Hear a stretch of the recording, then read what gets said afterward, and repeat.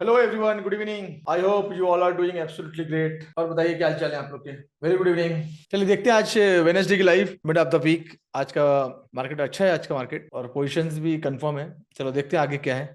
इसके पहले कि मैं लाइव स्टार्ट करूं, जो लोग मेरे भाई लोग यूट्यूब पे लाइव को देख रहे हैं और अगर आप पहली बार आए तो चैनल को सब्सक्राइब कर लीजिए। जो भी मेरी एनालिसिस होती है वो सिर्फ एजुकेशनल पर्पस के लिए होती है। इसको लेके अगर आप देख के कोई डिसीजन या कोई फॉर्म में आके डिसीजन लेते हैं तो वो आपका खुद का अपनी जिम्मेदारी के साथ डिसीजन डिसीजन ले। एंड क्योंकि उसके बाद जो प्रॉफिट भी होगा उसके जिम्मेदार भी आप, उसको भी आप ही इंजॉय करेंगे, और जो लॉस होगा उसकी आपको खुद जिम्मेदारी लेनी है। राइट, तो कोशिश करें कि लाइव में अगर आते हैं डेली लाइव में आए। तो अगर यूट्यूब पे आप देख रहे हैं तो काफी सारी चीजें आपको सीखने को मिलेगी और सीख के आगे बढ़े। ठीक है, तो that is the disclaimer of the day. मैं किसी भी तरह की टिप्स या सिग्नल पे ना भरोसा करता हूँ ना मैं कोई प्रोवाइड करता हूँ। उसके बाद अगर मेरा नाम लेके या मेरी डीपी लगा के कोई व्हाट्सएप ग्रुप से कोई आपको मैसेज करता है तो कोशिश करें कि पहले वॉइस सुने, मेरी वॉइस को सुने पहले और कंफर्म करें, या मेरे से ट्राई करें। वो सामने वाला अगर कुछ पूछता है तो सर कि मुझे वीडियो कॉल करें, है ना, ऐसा जैसे मैं बात कर रहा हूँ तो कंफर्म आइडेंटिटी कंफर्म करें। इस मेरी मेरी या मेरी कोई टीम इस तरह की कोई भी एक्टिविटीज नहीं करती किसी से पैसे की डिमांड, 1 रुपया भी नहीं। जस्ट अगर आपको कोई मैसेज भी आते हैं तो सिर्फ प्रमोशनल्स के या वेबिनार के मैसेज आएंगे और इस तरह से मेरी एक्टिविटीज है। तो स्कैम बहुत है इंडिया के अंदर में, तो कोशिश करें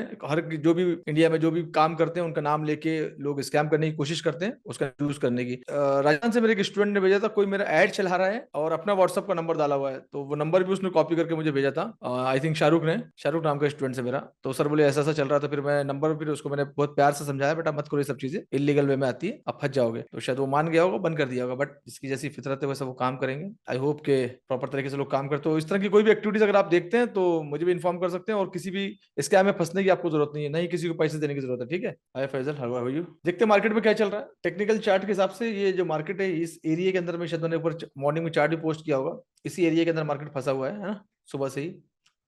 आई 15 मिनट के टाइम फ्रेम में थोड़ा सा देख लेते हैं इसको। हाँ, ये देखो, ये एरिया जो है ना नीचे का एरिया, ये नीचे क्रॉस कर रहा है और ऊपर की जो लाइन है ना, ये लाइन क्रॉस कर रहा है ना, इसी रेंज के अंदर में $8-9 की, $10 की रेंज के अंदर फंसा हुआ मार्केट। बट कल भी हमने बात की थी इसके स्ट्रक्चर के बारे में कि इसका स्ट्रक्चर जो है ये कल भी हमको बुलिश दिख रहा था, और हमने बात की थी उसके बाद में एक अच्छा मोमेंट भी हमको देखने को मिला। कल मैं जब मनी एक्सपो इंडिया की लाइव कर रहा था, मैं एक्चुअली आप लोगों को बताना भूल गया, कल मेरी एक लाइव थी मनी एक्सपो में।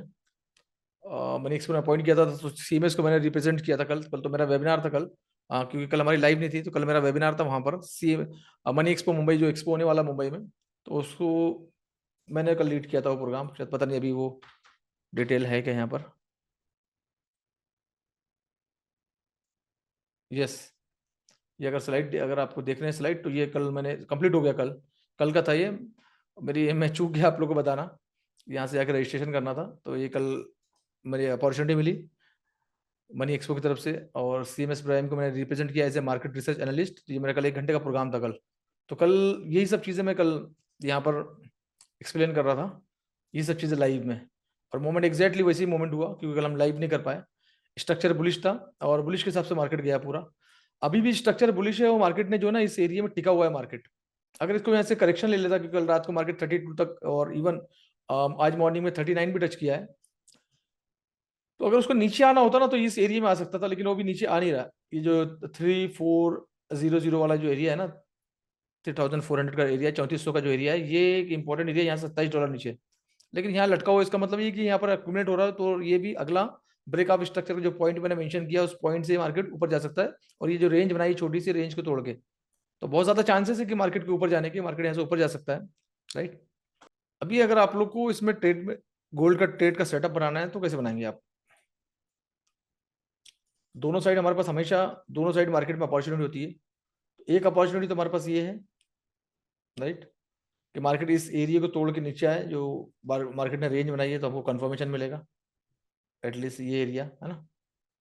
20 के बाद से आप अलर्ट हो जाएंगे, और जब ये मार्केट तोड़ देता है वाला एरिया, 16-17 वाला एरिया, तो फिर आप यहाँ सेल की प्लानिंग कर सकते हैं। वैसे इस रेंज में प्ले कर रहा है वो।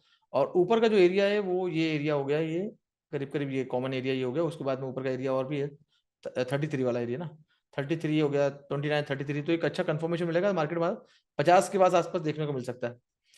एंड जब भी एक चीज और याद रखो, जब भी यूएस मार्केट ओपन होता है ना, तो ये जो मूव होते हैं ना, ये थोड़े से फेक टाइप के मूव होते हैं, इस चीज को हमेशा नोटिस करना। तो इमीडिएटली यूएस मार्केट जब ओपन होता है, स्पेशली इंडियन टाइम के हिसाब से 5:30, क्योंकि आप इंडिया में देख रहे हैं, तो ये एक मोमेंट से थोड़ा बचने की जरूरत है। ये से इस तरह के फेक मूव कभी कभी रहते हैं, मैक्सिमम टाइम तो फेक ही मूव रहते हैं। तो ये ऐसा लगता है कि यहाँ से सेल होगा तो लोग सेल में आ जाते हैं, फिर वो नीचे से आके ऊपर निकल जाता है। तो थोड़ा सा कम से कम एक हाफ एन आवर थोड़ा सा देखें पहले कि मार्केट का मोमेंट क्या है। एकदम से मार्केट खुलते से कूदना नहीं है, हम थोड़ा वेट करेंगे कि सिचुएशन क्या क्रिएट हो रही है, और सिचुएशन के हिसाब से फिर हम डील करेंगे। तो ये सेटअप हमारा ये बात कर रहा है कि अगर ये जो ऊपर का एरिया है जो कि 29 वाला एरिया, ये एरिया अगर टूट जाता है अच्छी कैंडल से, जो कि 1 घंटे के टाइम फ्रेम में अच्छी खासी कैंडल बनी है,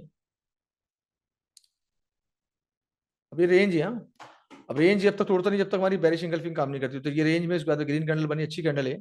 अब उसके बाद में ये डोजी है, फिलहाल तो अभी डोजी में कंसिडर करेंगे। तो ये कैंडल अगर ऊपर क्लोजिंग देती है, 1 घंटे में भी तो काफी काफी समय बाकी है, हाफ एन आवर में चेक करते हैं। यस, ये कैंडल अगर यहीं पर ही क्लोजिंग देती है तो इसका मतलब है कि मार्केट का मोमेंटम ऊपर जा सकता है, मार्केट का बिहेवियर।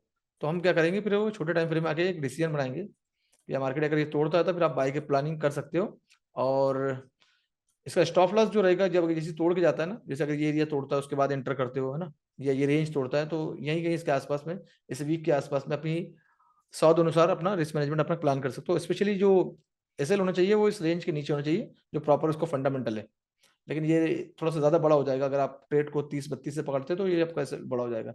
इतना बड़ा एसएल के लिए फिर आप ट्रेड नहीं बनता ज्यादा बड़ा। अगर आपका रिस्क मैनेजमेंट के हिसाब से बड़ा ट्रेड, बड़ा आपका रिस्क मैनेजमेंट के हिसाब से अगर आपका स्टॉप लॉस बड़ा हो रहा है, तो फिर वो ट्रेड आपका नहीं बनेगा। अगर आप 1:2 के रेस में, या फिर आप बोलते 1:2, या फिर आप सोचते हैं कि आपका $5 की आपका स्टॉप लॉस होना चाहिए, $5 से $6 का आइडियली। तो फिर अगर ये नहीं बनेगा तो फिर आपका ट्रेड नहीं होता, फिर आप बाद में दूसरा सेटअप का प्लानिंग करना। तो ज्यादा बड़ा स्टॉप लॉस हम लोग यूज नहीं करते हैं ना। तो ये एक सेटअप है, जो आपको अभी इसे तोड़ने के बाद कंफर्मेशन मिला, 29 या 30 तोड़ देगा, तो फिर आप थोड़ा सा कंफर्मेशन हो जाएगा कि ये मार्केट ऊपर की तरफ मूव कर सकता है। और क्योंकि स्ट्रक्चर तो बुलिश ही है, अगर हम स्ट्रक्चर को फॉलो कर रहे हैं तो स्ट्रक्चर तो बुलिश ही है। कल करेक्शन लिया, ऊपर गया, करेक्शन लिया, अगेन फिर ऊपर जा रहा है। 4 घंटे की जो कैंडल बनी है ना, बड़ी मजबूत कैंडल बनी है, ये जो मैंने मार्केट ट्रेंड दिखाया था। 4 घंटे की कैंडल बड़ी मजबूत कैंडल बनी है। और ये जो ये कैंडल अगर नीचे की तरफ बनती, रेड कलर की कैंडल, और इसके आसपास क्लोजिंग देती और वीक ऊपर बनती, फिलहाल तो ये डोजी बन रही है, 4 घंटे 35 मिनट बाकी है, तो इसका मतलब है कि मार्केट में मोमेंटम है, बायर ने अपनी कमांड संभाली हुई है ना। ये देखो ना, ये रेंज है, तो दैट इज द बिहेवियर। तो आप इस एरिया का वेट करें जो मैंने आपको बताया है। अगेन मैं फिर से ड्रॉ कर देता हूँ।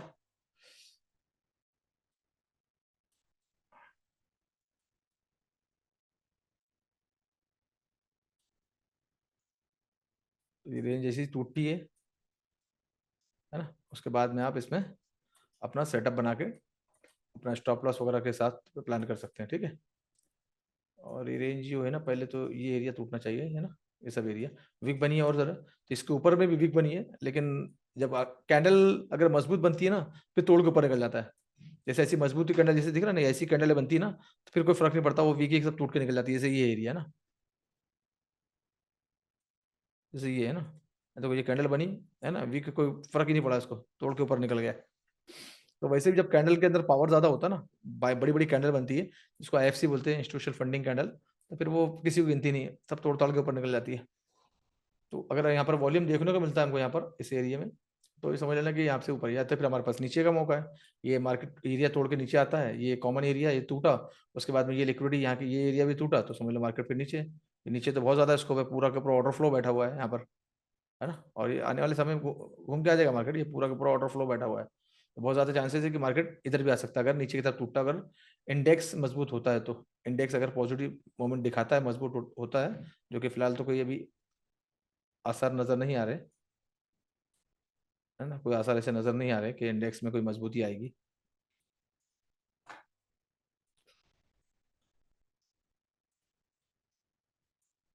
हम्म, इंडेक्स अभी आपको और इस एरिया तक देखने को मिल सकता है, क्योंकि डाउन ट्रेंड की तरफ मूव कर रहा है वो, है ना। तो इंडेक्स ही अगर यहाँ 96.5 के आसपास आता है, तो गोल्ड हमको नेक्स्ट लेवल पे या एटीएच के आसपास हमको आने वाले समय में दिख सकता है। तो जैसा स्ट्रक्चर आपको बताया उस तरीके से आप लोग अपना स्ट्रक्चर बना के काम करें, ठीक है।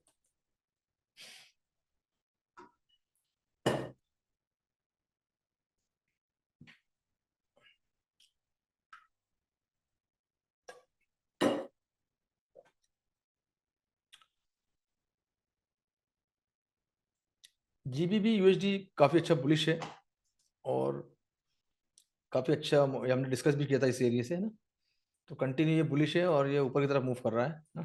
काफ़ी नीचे भी आया था ये, अगर आप 4 घंटे के टाइम फ्रेम में भी देखेंगे तो डाउन ट्रेंड में नीचे आया, फिर उसने अपने यहाँ पर अपना सपोर्ट क्रिएट किया, उसके बाद चेंज ऑफ कैरेक्टर ब्रेकअप करते करते ऊपर की तरफ मूव कर रहा है, और ये इसमें बहुत ज़्यादा स्कोप है। तो इसमें जब भी आपको मौका मिलता है, अगर मैं कल ही बताया था ये एरिया ना, और मंडे के दिन शायद बताया होगा ना, तो जब भी आपको मौका मिलता है इसके अंदर इंटर करके, क्योंकि बुलिश है तो ये ऊपर जा सकता है। अब ये बुलिश की तरफ इशारा कर रहा है, मतलब ग्रेट ब्रिटेन पाउंड जो है यूके में मजबूत हो रहा है, तो काफ़ी ऊपर देखने को मिल सकता है। और डॉलर अगर वीक हो रहा है तो इसकी और सपोर्ट मिलेगा इसको ना, जितना डॉलर वीक होगा इसको ज़्यादा उसका सपोर्ट मिलेगा, गोल्ड को, इसको, और यूरो यूएसडी को भी सेम, यूरो यूएसडी का भी सेम चल रहा है, सीढ़ी बना के ऊपर जा रहा है, हायर हाई बना रहा है और ऊपर की तरफ मूव कर रहा है। तो यूरो में भी काफ़ी सारा स्कोप है ऊपर जाने का।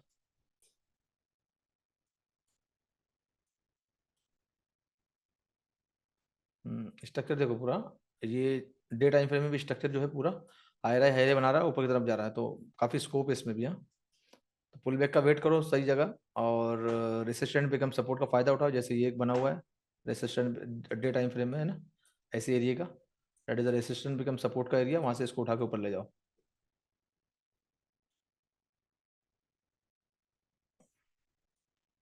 जीबी भी जेपीवाई भी अच्छी चल रही है, चल रहा है, फीमेल नहीं है। ये सब तो अपने हिट हो गए टारगेट, अब दूसरा कुछ देख बनाते हैं इसमें। बस अब ये रेंज के अंदर प्ले कर रहा है।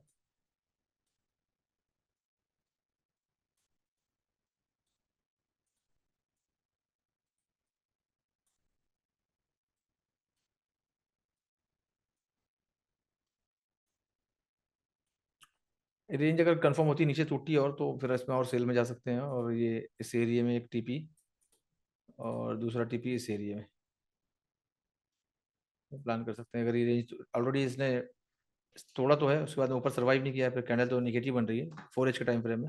छोटे टाइम फ्रेम में थोड़ा सा और कंफर्मेशन मिलता है, जैसे ऑलरेडी ये एरिया ऑलरेडी नेगेटिव चल ही रहा है, ये एरिया तोड़ता है तो और इसमें सेल में आ सकते हो, या पुल बैक लेके यहाँ जाता है इस ऑर्डर ब्लॉक से, तो यहाँ से भी सेल कर सकते हो अगर मौका मिलता है। जैसे ऑलरेडी ये रिटेस्ट तो कर लिया इसने यहाँ पर इस ऑर्डर ब्लॉक पे, तो ये एरिया मिटिगेट किया है, लेकिन फुल्ली मिटिगेट नहीं किया है, ऊपर की कैंडल बची है अभी। बट यस, ये ऑर्डर ब्लॉक वाली जो कैंडल थी वो तो मिटिगेट हो गई पूरी, तो बट ये तो खत्म हो गया, लेकिन अब बस ये एरिया है, अगर फिर से एक आधा चांस मिलता है, ये पुल बैक का एरिया था और ये परफेक्ट एरिया था फॉर द सेल। हम्म, अगर फिर से आता है तो यहाँ से एक सेल का प्लान कर सकते हो ऊपर में स्टॉप लॉस लगा के।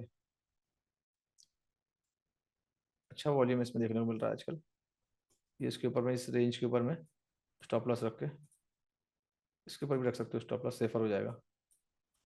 तो ये एक अच्छा ट्रेड है, इसको 1-2 दिन होल्ड करोगे तो अच्छा अच्छा वॉल्यूम मिलेगा, अच्छा टीपी मिल जाएगा, आई मीन।